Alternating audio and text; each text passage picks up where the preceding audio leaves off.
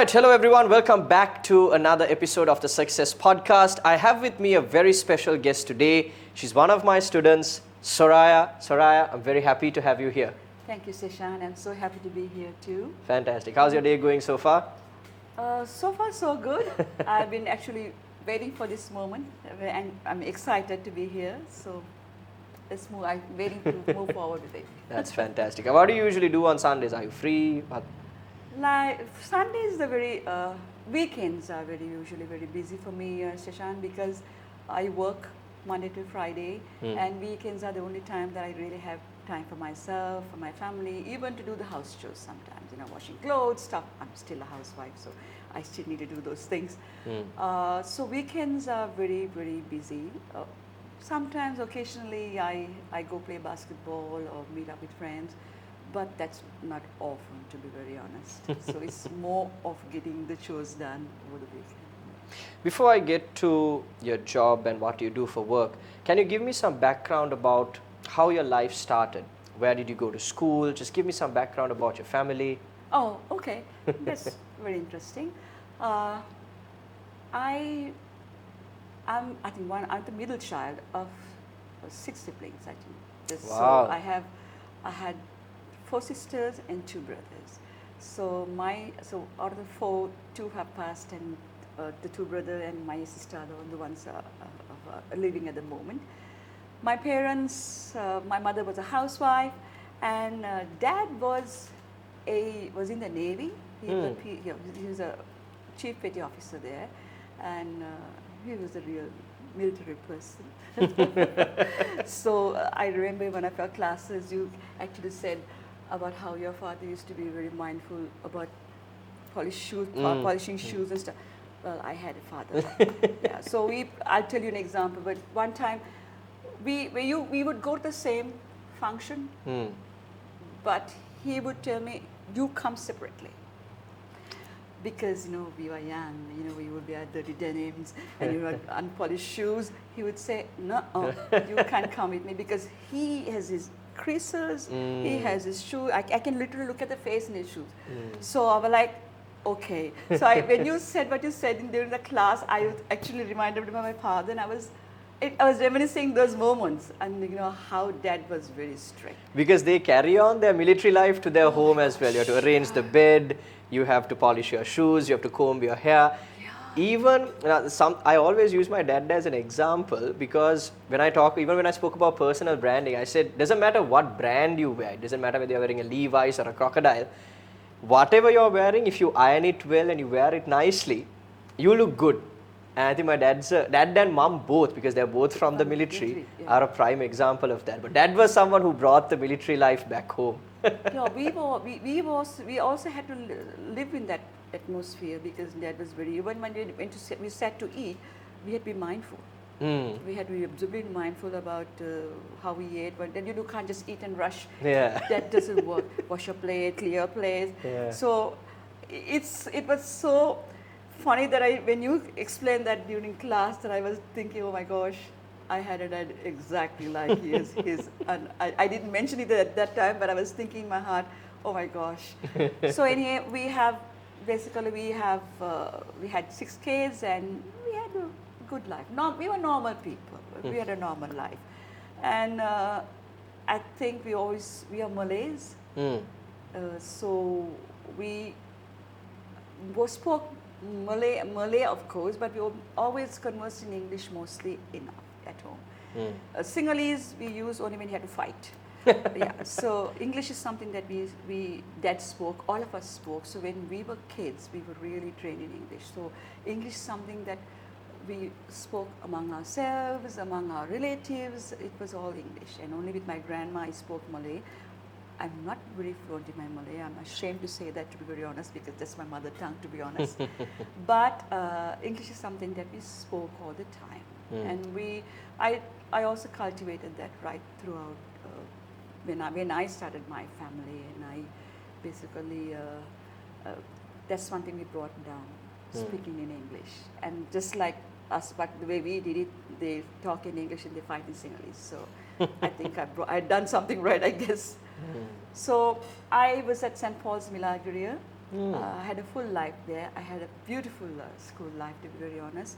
I was like you, Shashan, never in class. I was mostly, you could find me in a sport cupboard or inside, hiding in a sport cupboard, or you find me on a, basically on the field somewhere doing something related to sports, because that was, I loved sports. And I was a sporty person. And my attitude, my outlook, everything was part and parcel, like, that's who I was. So I took it like duck to water, and I did very well, actually. And I must also tell you one story. I was in my grade, I think it was my first year, and I was just 6 years old, I think. And then we were having this march past. So I had this great games teacher called Vicky Pereira. I think I spoke about her in one of my speeches. So she one day looked at me and said, "You're going to be a school captain." I was a school games captain. I was just small, and I didn't even occur to me at that time. But true to her words, I lived that moment. Yes, I was school games captain, and it was such a lovely time in school. Of course, we studied. Of course, it was a balance, but more sports than studies, to be very honest. But we enjoyed every moment. And it's through that sports that I was able to play for Sri Lanka, play for national schools. What are the sports you played? Basically I did, in school we did track and field, we did all that, because that's going up to zonal. You have basically everybody does everything at that time. So you play all the games, I was a part of it. So netball, basketball, throw ball, you name it, I was there. But as a real professional thing, I pursued basketball. And at 15 and a half, I represented Sri Lanka in the junior national team that went to Thailand. And the same year, it was also chosen to represent the senior team to Hong Kong. Wow. Yeah. So it has been a nice journey, and sports has taught me so much. I think I owe everything I have to sports, because it has made me a very disciplined person. It has given me purpose in life, endurance, understanding, looking at things differently, how to be a good team leader, to take win and lose at the same time. It's been a good, amazing journey. A lot of people don't see the value of doing sports. At least when I was going to school, there were a lot of students who just used to stay in the class and study. They never took part in sports. They never took part in any extracurriculars either. How important is it for a child? Because once you come out of school, sometimes the opportunity for you to do a sport is quite less. So how important is it for even parents to push their children to take part in a sport when they're young? I think we had this conversation in one of your sessions, I believe. We had a debate, I remember having that. The reason I say sports is really important is because it makes you who you are. You see, you are put onto a field, and you're basically, it's either swim or sink. So if you want to sink, of course, then you will not do, and then literally people withdraw, and then literally life goes on a different path. But sports is something that I think is really important, especially because it gives you an opportunity to learn what win and lose is, and then to take that into your life, because life itself is not a smooth run. It is always an up and down thing, right? So being able to actually take what you've learned and go with it in your life, I think is a life lesson. For me, I personally think so, and I've seen many of my colleagues, because we have gone through life. I have gone through a difficult life, in the sense, through my marriage, through my things. It has helped me, given me the endurance and understanding that just endurance is not enough. You see, how you endure is also important. You can either endure with joy, you can endure with sorrow. So I chose to endure with joy because there are certain things in life what you can't change. Up to a certain point, you'll have to endure, and which is what most of us do in life, to be very honest. So I learned endurance, the long haul of running a marathon from sports. It's given me so much of understanding how to go about life, because you learn not to beat yourself, you learn not to be kind despite your situation, to be kind with somebody, be empathetic to somebody else's situation, and also understand that most important, like, you and I will be probably having the same situation, but the emotion behind the situation is definitely different. It's different for you and it's different for me. So I can't judge your situation with my emotion. It doesn't work that way. So this is something that I've learned at the very early stages, and sports is one thing I understood, because when I saw somebody lose, I won the game, but I still felt very bad. I didn't understand. I was young, but I still didn't understand, why am I feeling bad when somebody, I should be rejoicing and trashing this fellow, saying, hey, I beat you and stuff like that. But the honest truth is, I actually felt bad. So it is then that I realized that you need to be kind to somebody who has lost. So as a team leader, as a team player, as a captain, I used to always put this across to people. I said, guys, it's a good day for us, but somebody's having a bad day, and they have put this equal amount of effort to win this game, just like us. We got lucky. We just got lucky, but we need to be kind to them. So it's something that has stayed with me right through my life, is my sport, and it has given me so much of courage. It has given me the staying power,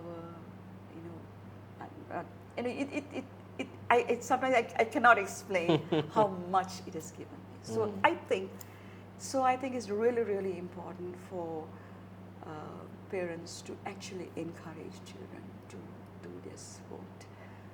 When you were going to school at St. Paul's, did you converse in English or did you converse in Sinhala? Well, I was in the English medium, to be very honest. So I was the last lot in the English medium got scrapped off after a certain point. Remember, we were the last batch. Really? Yeah. So we got wow. lucky. So after that it was all Sinhalese. The Sinhalese medium. The Sinhalese thing came in and everything changed. So as I remember, we were the last lot that had the English medium. If I remember right. So yes, it was all in the English medium. We studied in English medium. Sinhala was my second language. You won't believe, actually, in my O level, I got a D in my Sinhalese, and I got a C in my English. I was like, so that was a lesson. Yeah. I was too confident, thinking that just because I knew how to talk in English, I thought I could actually go with my exams and walk through it. But it didn't happen. So I learned a lesson there. Don't be too smart. Don't take things for granted. So I learned that too. But yes, English was my first language in school, and we literally studied in English. That's fantastic. So I'm assuming that made school life in and of itself a bit easy for you when you were applying for sports, when you were applying for other extracurricular activities. Usually there is an interview process, at least that's how it was for us. Did you find it easy to face these interviews, these instances where you had to speak in front of a crowd? In our times, we didn't have interviews as such, because it was not so competitive. Because we were in the English medium, we always had, I shouldn't be saying this, but we had an edge over a lot of things, because we were able to converse in English. We were trilingual. And in my case, I had 4 languages. So I had English, Sinhala, Tamil, and I had Malay. And at that time, I had French also, but I don't remember French. But I spoke 5 languages. So at least I'm trilingual now. But English was an edge that we had. So it was so easy for us to do a lot of things. We got in the forefront because of the English, and we, I should, I think, overconfident also sometimes. But the truth is, it gave us an edge, and to be very, it was good to be for us because we learned, and also that for me, I think the English language academic English language is different from the spoken and English. how you converse and how you move in society. The colloquial way of talking is also different, and we have different ways of talking also. So that I think I developed from my home, because the home is one thing where we spoke in English all the time. And as Malays, we really notice that Malays usually have a lot of people, Malays talk English. They very rarely talk their own Malay language. It's a dying language. I hope it doesn't die anymore, because we are trying to revive it now. But English is something that we all spoke in our homes. So we always had an edge. And so interviews, something like we never had before, because in your case, we had Interact Club because you spoke English. We were in the club anyhow. So we were in all the clubs. Yeah. You name it, I was in all the clubs. I was doing all kind of sports. I was in all the clubs. You name it, I was there. So the thing is, you have to be an English speaker to understand that edge also. Yes. Right? Because I know a lot of now, even I know exactly what you're talking about, because I had that edge as well. When I was going to school, whatever club I wanted to get into, it was freely open, because we did have interviews to take part in, but I knew there's no way that I was going to fail that interview. So that edge is really important. At least it was when we were going to school. How important was it when you moved out of school, when you were applying for jobs, when you got into your career? Oh, that was easy to say, because the ability to speak was something that I had. I mean, the English language is something, I could see. My first job was at the Asia Foundation. That's a American NGO. I had an American boss, and for me to be able to talk to him was easy, because I understood English. I understood what he was saying, so I was able to speak to him. And then, as a result, we also we read books, we listened to English songs. Then TV was very scarce, but then we had TV, the black and white little box, things like that at my age. So yes, so it was easy to get into it because of the English language. So when I got into the Asia Foundation, I was very young myself, and I had 10 years there, and it was a progress, a growth for me. I started as a receptionist, and I ended up being a secretary. I worked for the resident representative at that time, who was American. And we were also, always a time we were able to meet with a lot of American consultants who came in there. So eternally, we were always speaking in English, and it's just not only speaking, being able to understand somebody else speaking, because basically, like an accent, an American accent. Then America itself has so many accents. People have rolling tongues, and God knows everything. So we had consultants who came from so many parts of the country, and being able to work with them was very good, because I believe English was the thing that connected us. Besides being human beings, but that's something that has to connect us. So it was very easy for us to work. Talk a bit more about your career. You started off, you said, at a foundation, and then where did you go on from there?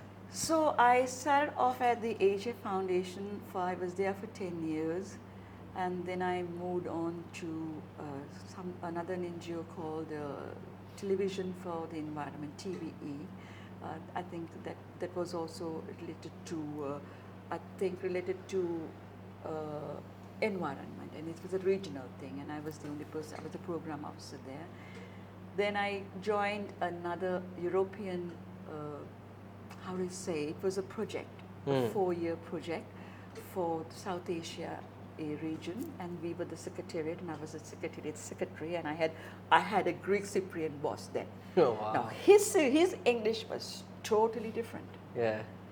And the reason I was able to work with him and understand is because I had the basics. And I literally worked with 8 consultants every day for 4 years. We had a board. We had a really nice time, because they brought in different things, different aspects, different knowledge, different ideas about everything, about their country, about their work. And this was a program related to hospitality trade. So we were creating standards for the South Asian region, and we were doing training for it. So this was very important. English was very important for me. And I moved, I was there for 4 years. And then I thought I wanted to try this corporate, Sri Lankan corporate, and I had never done that before because so I joined Gina Senas. Now, Gina Senas, if you really, at that time, was, it's a lovely space, but I felt that there weren't a lot of people who really conversed in English. Of course, the top brass, yes. The top brass, yes. But there too, when I joined in, I knew that there's something that was in me that I could take it to the table. And there, I started a netball team. They're very traditional in their ways of doing things. It's a proper traditional corporate company. And changed a little bit. For 2 years, I turned it upside down and gave all the children a big motivation to play netball, dress differently, and it was one of those nice times. And then I joined the Fulbright Commission. That was some time back, and that has been my career right now. Up to now, I'm still there. You've been with Fulbright for 22 years? 22 years, I think. 22 years. Yeah, 23rd. I'm going on my 23rd now. You must really enjoy the job to stay in it for that long. Yes, actually I do. Because there's a purpose in it. And I love the mission, I love the vision, and I love how it started. And I love everything about what Fulbright is doing here and all over around the world. And I love the way it brings out people, giving them so much encouragement to study, and then when they come back let me say, like if there's a mouse that goes in, a lion comes out. one of those feelings once you go and come back. It's so much of there's a lot of giving in that, and the program itself is fulfilling. So I've stayed there for the longest time, and I hope I can continue for a few more years. So, as someone that has been speaking English your entire life, you're very fluent, you've conversed your entire life in the language. What prompted you to look for a public speaking class? I knew you were going to ask me that question because I was quite prepared for that question, Shashank, to be very honest. Yeah. Because it's a very natural question. Yeah. Well, I'll tell you what, because I used to stutter when I was young, and I could never get a sentence properly and stuff like that. So somehow or other, we went along with work and stuff like that. And I think maybe that gave me a fear, or I don't know, maybe made me a little less confident about talking in public. I mean, I can have a conversation with you, about my friends, I'd be really bawling out with them, having a laugh and a joke. But if you put me in a spot, I get tongue-tied. I don't know what happens, I forget my English, I forget everything. So, you see, I've always wanted to be a presenter in a radio. Since I still love that. But I couldn't be one because I knew that I couldn't speak that. But the speech I'm having now, I knew for some reason gets stuck halfway. And I know it didn't have to do with how much English I knew, for sure. Because, I felt useless. I felt not confident. I felt it was not enough. So all my life I want to be able to speak. Like, I've seen, like, I like to mention somebody, I know Shivan Daniel is somebody I've always admired, and he's a dear friend of mine. And I've just watched him do things, how he just goes at a tangent. And now I've seen you do it. So I've always wanted that. And I knew that just knowing English language and ability to just have a conversation is not going to get me there. I felt that. I just knew it in me. But sometimes, there is also a little bit of ego. No, you have to go. First of all, you have to own it up, saying that you have to have, you have to own the fact that, you really need to do something. So once I got to that level, I said, okay, fine, put everything aside. My English is one thing, but I really don't know how to do this properly. That's when I thought I needed a coach to tell me. And also, I also wanted to tell you one thing that really, really motivated me was my current boss, Dr. Patrick McNamara. He's the executive director of the Fulbright Commission. I told him this. See, I see him talk. He's a facilitator. Brilliant. So he starts off talking about his family. Very free. To a general public. So I didn't understand the science behind why he's talking about his family, I didn't understand all that. I was everybody was like, okay, they were all very engrossed and listening, and I've seen how he just gets everybody's attention. I thought, why? I told myself, I need to be like him.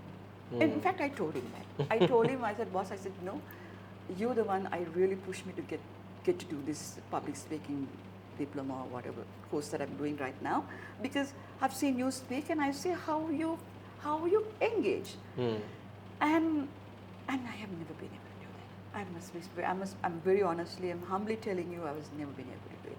Although, because I spoke English, people gave me the mic and said, talk.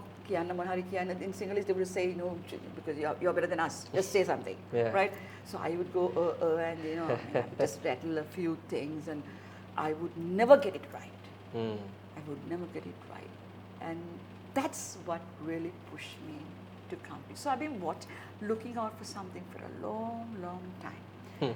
And what really engaged me to you was you have a clip that goes, right? And the way you put it across. First of all, when I saw you, I thought, oh my God, okay, fine.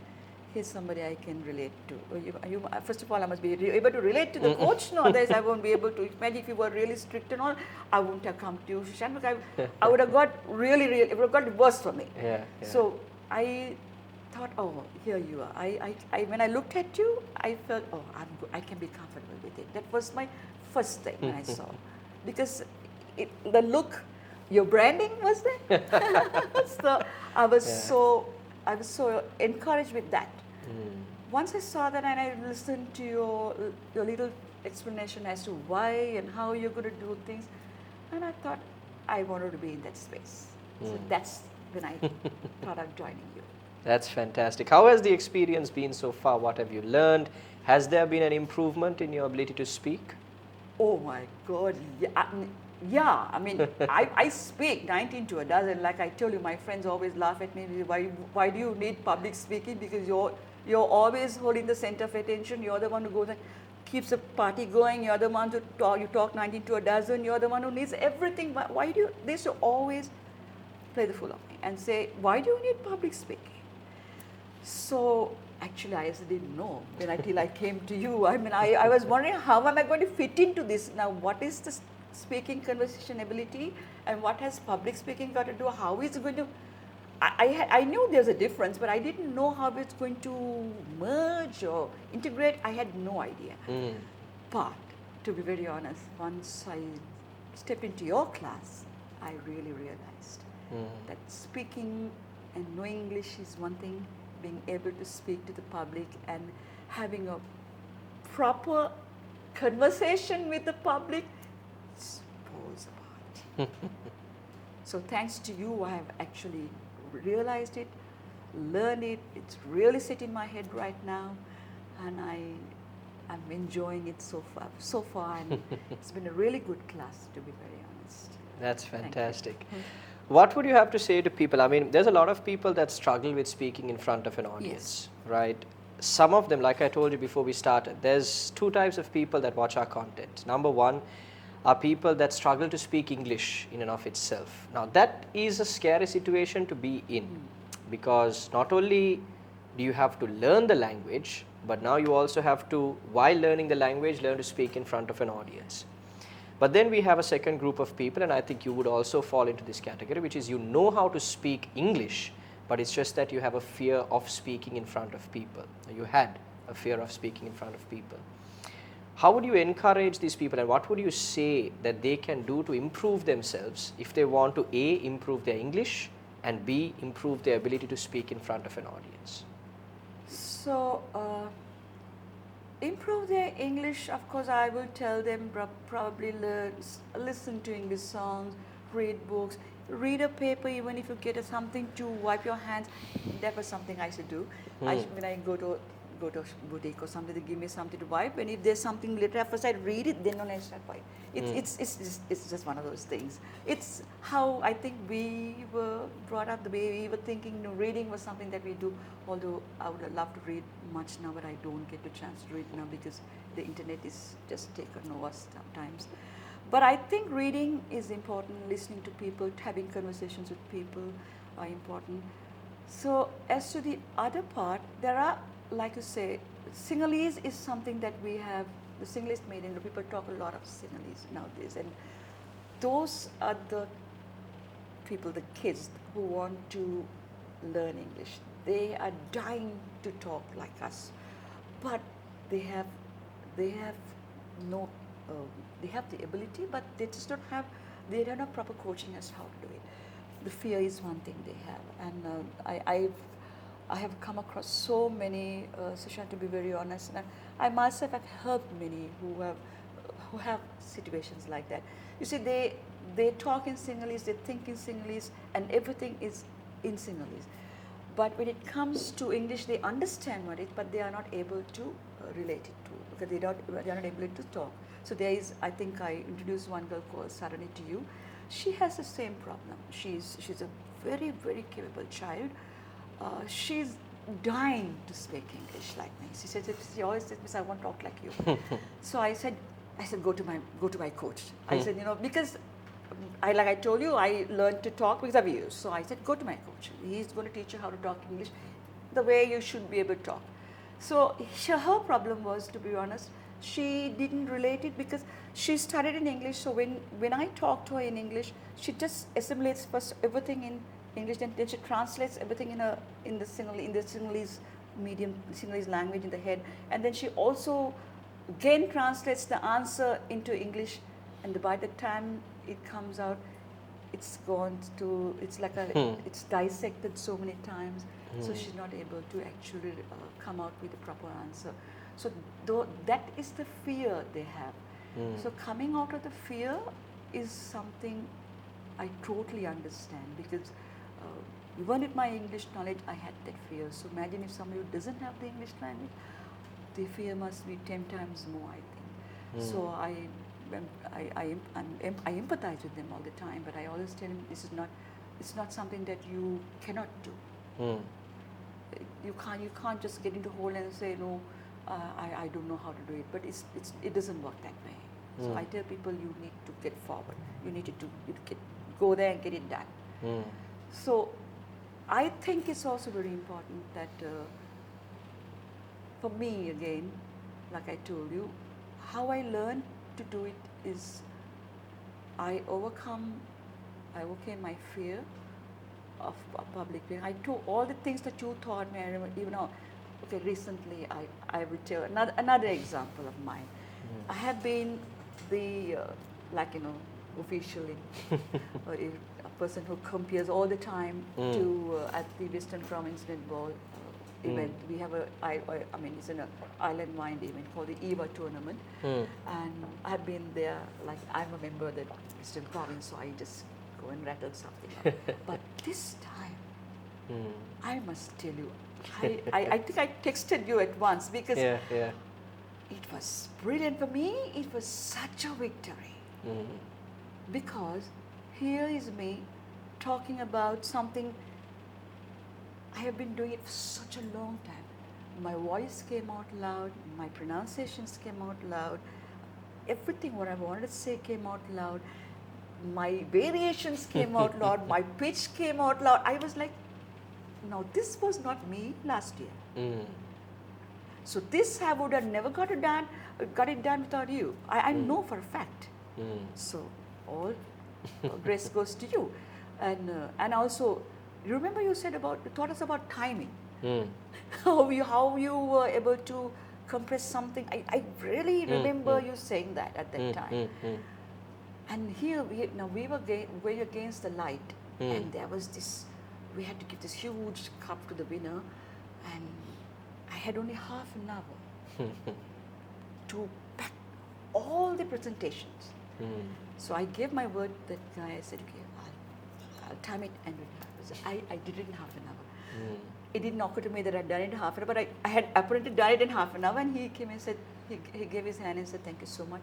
You actually did it in half an hour. Nice. So again, I realized that it was a part of something that is a training. Like you say, you always tell us, keep doing it all the time, and it becomes second nature to you. And I must say thank you to you for that. It turned out so really well. Thank you. Yes, because to do anything and to become good at anything, you just have to keep practicing it. And even in our classes, that's what we try to do. We get you to practice again and again and again and again until you feel confident in your ability to speak in front of a crowd. And then when you actually go in front, you're able to deliver it well. Yes. So that is... So I also have... Can I ask you a question? Yeah. Like for the ladies like Sarani, how would you embark on giving them a better understanding of how to talk in English, how to talk publicly, how to get over your fears? How would you... I see sometimes I like to carry a message to somebody, and if I know what to say, I can say it, but how would you embark on it? It's like this now, especially when you're dealing with someone who doesn't know the language well. You have to put them into situations that they're familiar with. For example, now if you take this lady, the first instance where she would have to speak in English would be her work environment. So that is the context that you put her in, and you always give her speaking scenarios, even in the class, that is related to her work. Okay. So you have to make her comfortable. You teach her phrases, you give her speeches, you get her to talk about the work she does. Because outside of work, she might not have another instance to talk in English. Do you get what I mean? So to her, knowing how to deliver a speech about something that's completely unrelated to her work might not make a lot of sense. Right? But you get her to talk about things that are work related. You teach her to maybe handle customers or talk to the HR or do sales or marketing in the job role that she's in, and you give her those situations and scenarios to speak in English. So those would be some of the speech topics that we would focus on. Outside of that, you look at other contexts that she's involved in, maybe to talk about herself, to talk about her family, to talk about maybe how to go to a shop and order something, how to go to a hotel and make a reservation, right? You give them contexts that they would use in their day-to-day life, and you make them familiar with that. Because at the end of the day, that's what all of us are also good at. Outside of my work, outside of my day-to-day activities, if you tell me to talk about something like aeronautical engineering, now one thing is I would know the vocabulary to use in that sort of context. I am very fluent to talk about what I'm good at, and that's because I have been doing it for a really long time. You're very confident to talk about what you're good at, and at the end of the day, that's all people need to know, right? And this is why when I speak about, or when I start off my public speaking training, I usually say there's 3 things that you need to build up to be a good speaker, which is credibility, the ability to tell stories, and your factual knowledge, right? If you take this girl, for example, now she's working with you, right? She's a part of my Western Province. She's one of my colleagues in the Western Province Association. So Okay. She's a lecturer at the University of Kelaniya. Okay. So therefore, that's her need. And that's her credibility. She's a lecturer at the University of Kelaniya. Yeah. So for her to talk about her subject, she already has enough credibility. Okay. So what she's lacking then is the confidence to tell stories in front of an audience. Sure.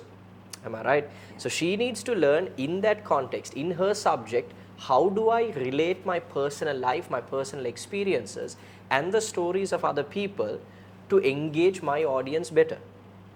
She has the third thing, which is factual knowledge. Do you understand what I'm saying? So she already has these two things. If she can build up her ability to tell stories without fear, now she becomes a confident speaker. See, the thing is, a lot of people think if I don't know the language 100%, I'm stuck. But that's not the truth. You can make a ton of grammatical errors because to learn the language properly, you need to speak it consistently. Right? You said you knew 5 languages earlier. But you said now you're trilingual. Yeah. And I believe, I don't know, you can correct me if I'm wrong, but I believe one of the reasons for that is you would have not used the other 2 languages as much. True. Am I right? Correct. That's the same. So I had the friend that I had before you, he said that he speaks Tamil, Sinhalese and English. And because he doesn't use Sinhalese as much now, he's forgetting how to use the language in its proper context. And that's what happens. No matter how good we are at something, when we stop it for an extended period of time, we are not able to do it well. But if we consistently go at it and we consistently practice, we fix the errors over a period of time. You can't be exceptionally good at English in 1 month. You practice it over a period of time and you get better at it consistently. Make sense? Yes, it does. Thank you. I was always thinking how somebody who has no background at all can get engaged into something like this. So there is always hope there. Of course. So there was this one student again who, she comes from a completely singular speaking background and she was very enthusiastic to learn English, and so she signed up for personal training. And all we did, I didn't teach her anything, I didn't go into grammatical structures and so on. All we did is I would tell her, okay, today we are discussing this topic, you research everything about it, you chat GPT the information, and you come ready to talk about this topic. For 1.5 hours, we just speak about that topic in English, right? And she would make so many grammatical mistakes initially, she'd struggle, she'd take a long pause. But I would just tell her, don't try to explain anything in singular. With the broken English you have, you just keep talking. Over a period of about 3 months, now she was speaking more fluently. There were shorter pauses. She was getting stuck at less instances. It was simply because we used to meet twice a week and we used to speak in English about a specific topic. Throughout the week, she would send me videos of her practicing speaking of those same topics. And over a period of time, she was able to build up a better vocabulary. She trusted herself to speak more confidently. That is honestly the only way for you to improve. It's not by reading books. It's not by watching movies. It's not by listening to songs. Those things are supplements, for sure. You need to read books to get knowledge. You need to watch movies to get your vocabulary. But if you do all of those things without actually speaking, there's no point. You get what I mean? Yes, I do. It's like you think about swimming or you think about playing basketball, right? You can read all the techniques of how to play good basketball, how to dribble the ball, how to make a basket. But unless you actually do it, you're never going to get good at it. True. Yeah. Consistency is with it. You do it over a period of time, you get good at it. Becomes it. That's true of what you are doing as well, right?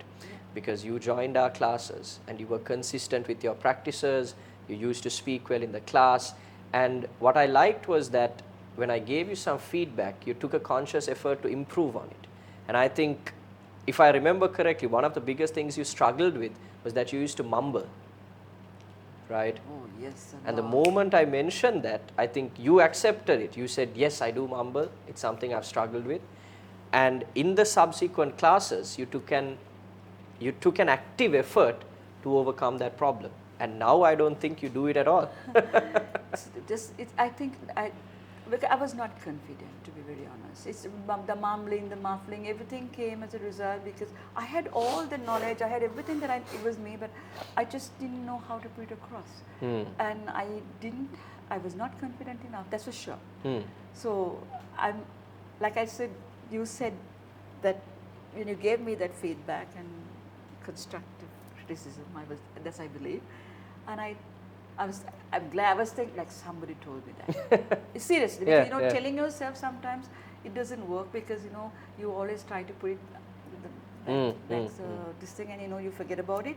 But when you told me, that, no, this was the third person, I mean, it was an outsider telling me, then I thought, now this is something that means he has, if he realizes it, then everybody else who's listening to me also realizes it. Obviously, that is how I perceived it. And I told myself that's not good enough. Because there has to be a purpose. No? So that's when I told myself, no, I am just not going to do this anymore. I was very conscious about not mumbling. And of course, this mumbling didn't just come. It came with palpitation. It came with a lot of anxiety of not knowing how to connect the words. That's when I realized, no, knowing all the English is not going to help if I'm not able to put it across. That's when I really realized. And I thought, oops, that needs to change. And I am very grateful it has changed a lot. Absolutely, because a lot of the time, sometimes even if students come to the class, even if I point out a few mistakes that they're making and I say, hey, you have to work on this, some of them just either don't have the time, or they don't want to put in the effort, or they don't even want to accept that there is such a mistake. And so as a result of that, they don't improve, they don't make that improvement in themselves to become better. And so sometimes they stay stuck in that same place. But if someone is willing to accept, okay, I have this mistake within me, and then you make a conscious effort to improve yourself, you definitely get better over a period of time. I know. That has happened to me, to be honest. So I'm very grateful to it, because Soraya then, Soraya now, in this particular aspect is so different, to be very honest. When people come into the corporate world, I've seen a lot of people struggle because they don't know how to face an interview properly. They don't know how to communicate what they have done properly to higher management. When it's time to do a presentation, whether it's at work, sometimes at university, I have been in so many instances where we would be put into group presentations, and my group would always just put me forward because they are struggling to speak. Yes. Sometimes what they would do is they'll say, hey, we'll make the slides so you don't have to put in any of that effort. You just go and present it. And so it's an unfortunate situation, but I get most of the credit because I'm the one that goes and puts it across. I've seen a lot of people struggle with this. Have you had any experiences like this with other people you have seen in your work career? Well, let me talk about myself. Okay. I mean, you don't have to go. I don't have to go far. I'll talk about myself. Okay. See, presentation is something that I used to be mortified, so scared. Okay. Because even if it's online or whether it's going to be in person, still I'm in front of somebody. So I used to be awfully scared of doing presentations. So up to a certain point in my work, I didn't have to do that because I was like a proper, like a typewriter behind a screen. I was just getting all the work done. Then the previous boss, I have a new boss now, but the one who came before, her thought was different. She said, Soraya, you have so much capacity. We need to do informational sessions. Oh my gosh, that was it. Yeah. I was so scared because informational sessions means I have to go and talk to people. And I was like, oh, I have not done this before. No, she said, no, I'm sure you can do it. But she was at the understanding that I had the capacity to do it. That's what she felt, but she didn't understand that I didn't have the ability to do it. Because it didn't occur to her. But I had she's my boss and I can't say no to her.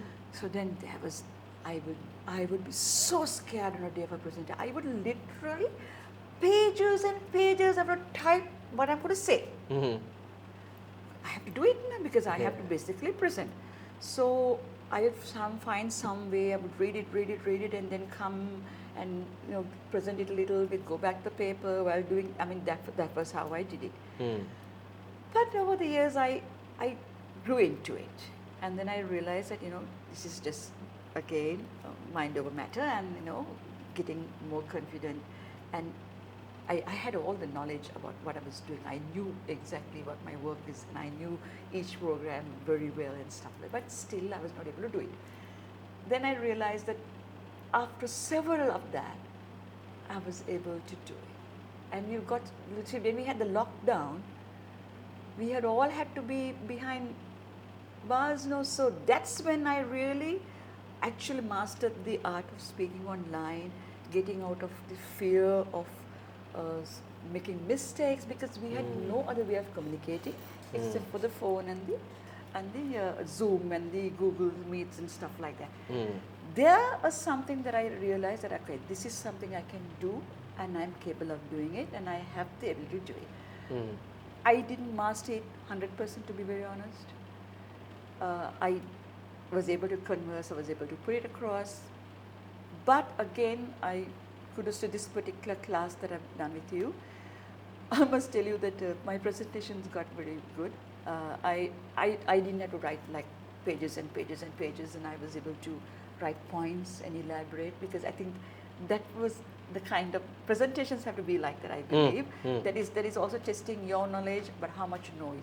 And now I realize it didn't really look in each time I have to keep looking at it and then talk, it doesn't give you confidence or something. I mean, you always told that. So as a result, I must give you a story on this one, because I do a class on psychology and counseling, and at the presentation we had to do something on parapsychology. Amazing topic. And I did the slides, 15 slides, and we were supposed to do 15 slides, and each slide I timed at 1 minute, maximum 20 minutes, I was thinking, fine. But it's a very difficult subject for people who don't really know it. Now, I very honestly know this subject in depth, a lot, okay? So it so happened that I finished in 15 minutes, I finished my slide. I mean, I was going to finish my slide, and then the teacher asked, do you have anybody else here? So none of the class students had come prepared because they didn't know what to say. So she told me, Soraya, why don't you continue? I spoke for 2.5 hours. Wow. 9 to 12:30. I did more than 9, 10, I did 12. I continued non-stop because I had the knowledge. I was able to relate to every single thing. I gave them examples, I gave them so much so, at the end of the lecture or the presentation, there were little kids in the class, 16, 17-year-old kids. They were all in the front row, like, they were frightening. They had literally had goosebumps what I've been saying. And I thought, wow, now this I believe is a good delivery. I told myself that it was a good delivery. And I was so confident because I had the language to back me up, I had the knowledge to back me up, I had the art of doing to back me up. There's also, it's an art, no? It's an art. And the same thing happened about 2 weeks ago when I had to present on kleptomania, and apparently I had been a very engaging presenter, and they complimented it. It was written in that little note, keep very good presentation, a very engaging present, keep up, keep doing it, because it was just not how I passed the knowledge about kleptomania. I mean, it's a mental disease, but I didn't make it look like a really bad thing. If we had kleptomanias among ourselves, I didn't want to make people bad. Apparently, I had passed the message to them saying, it's a disease, yes, it's a mental disorder, but this is treatable. So the way I had spoken and I put it across, that particular lecturer told me, it was very good, Soraya. You were very engaging, and your knowledge and your ability to put across was very good. And she had little written it, and then she showed it to me. I was very happy. So again, this class did a lot of work for me, and I am very, very grateful for it. How important is it for people that are getting into corporate to learn this ability, to learn how to speak well? Do you think that anyone can learn this by themselves? Do you think that they need some guidance? When do you think they should seek this guidance? You see, it's naturally, I think you need to be coached, because like I told you very right at the beginning, knowing English and the art of speaking to myself, to you, and to the public are so different. It's so different because I know it now. I didn't know it then, but I know it now because the ability to put it across to somebody, clear. There has to be clarity.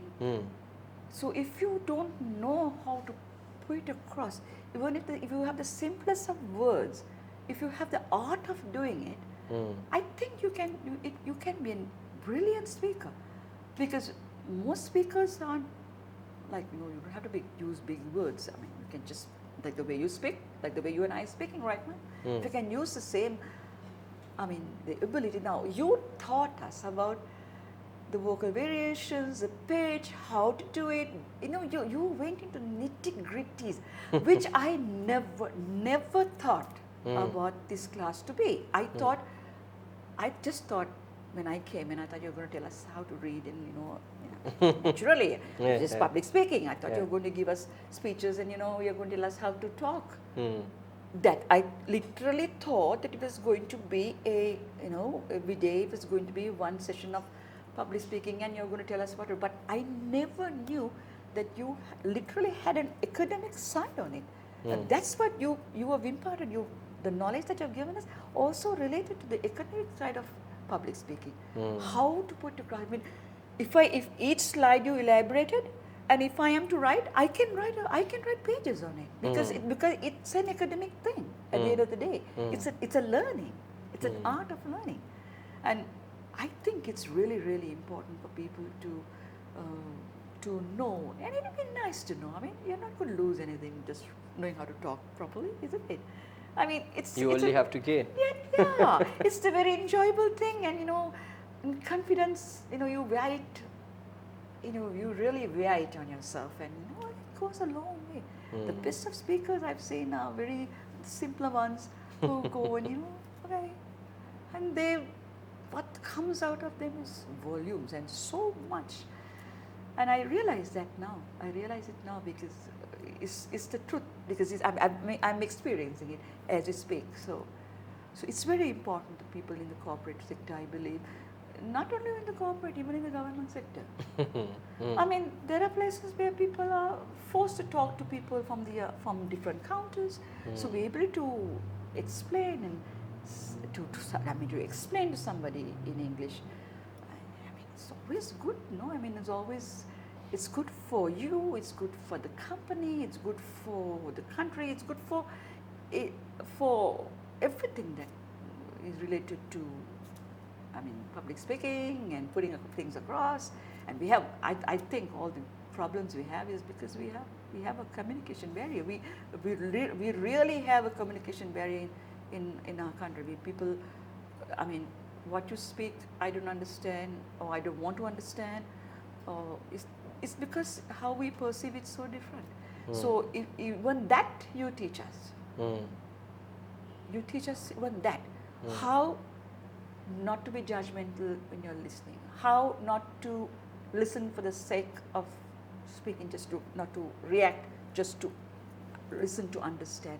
Even to that level of understanding, you teach us about public speaking in this class. So I think that's really great because to go to that detail, it's because I'm sure you have told you have brought up something that people that don't even know. It doesn't even occur to them. Till you put across to, when you said what you said, okay, this is it. It opens a window in your head and you think twice before reacting. Rather, I very often, it's a way of me, I don't react usually. I always respond to things. I'm very slow to react. I take a step back, and I always respond. And when I respond, I want to respond with the highest of myself, and so that it defines who I am. It's very important for me, and so therefore I look at all sides before I respond. In a split second, but it goes through my it's like a kaleidoscope. It just goes like, and I very rarely react to things. Do you think the fact that you have studied psychology helps you with that, or is this something that comes naturally? Psychology has been just very, very new to me. Really? Okay. Yes. Well, I didn't get to pursue my studies because I married very young. Okay. Okay, so responsibilities went on the way, and I had to basically, it's taking on somebody's trust. So I had to live through, so I worked through that. But see, I have been a counselor. I've been counseling all my life. I've been counseling, helping people, healing. I mean, it's just me. But I realize now, for me to do it in the open, I need to have a qualification, and that's the reason I wanted to do the psychology part. Because if I love helping people. That I'm a people's person, so I just like to help people. It doesn't. So for me to do that at the level I am in, I have to have something that supports me. And that's the reason I embarked on my psychology studies and counseling studies, because I wanted a qualification behind it so that I could get to the society without a problem, and I mean, not being pulled out saying, you're a quack or something like that. But I must be able to do that with proper official accreditation, stuff like that. But I have been in this field for a long, long time, and I've enjoyed every moment of it, and that also resonates so much with my job, because day in and day out I see people, I talk to people, I know their moods, I understand see, when somebody walks in through a door, I know exactly what to tell. I just know it. I don't know. I think it's God given for me. I didn't do anything. It's just come from there. So basically, I just know what to say and what not to say. What will tick the person off. So how to say it in a way politely but still firm. So those are conversations that I have one-to-one. But if you tell me to have it in a public space, I would know how to say it. So this is something that you have given me through this class, the ability to actually project it in a bigger space. And I think, thank you so much for that again. No worries. What final message would you like to leave our audience with? Well, I would like to say that it's never too late to learn something. Learning never stops, to be very honest. You are learning to the very last minute you breathe. So learning something is really, really good. And if you are looking at public speaking, and if you believe that you have the capacity but don't have the proper coaching and the training, actually try. Because it's worth it. It's worth it. It's so fulfilling, and I believe, I think we all have a good space here, and we all belong to a good space. So I think we need to be in the space. So the best way is to claim it, and to claim it is to do it, and then get there. Thank you so much for being here today. Thank you so much for having me, Shashan. It was such a nice conversation with you. I really, really enjoyed it. It was my pleasure. Alright guys, if you like that video, make sure to subscribe to the channel, share this with a friend, and let us know your thoughts in the comments below. Till our next video, keep practicing.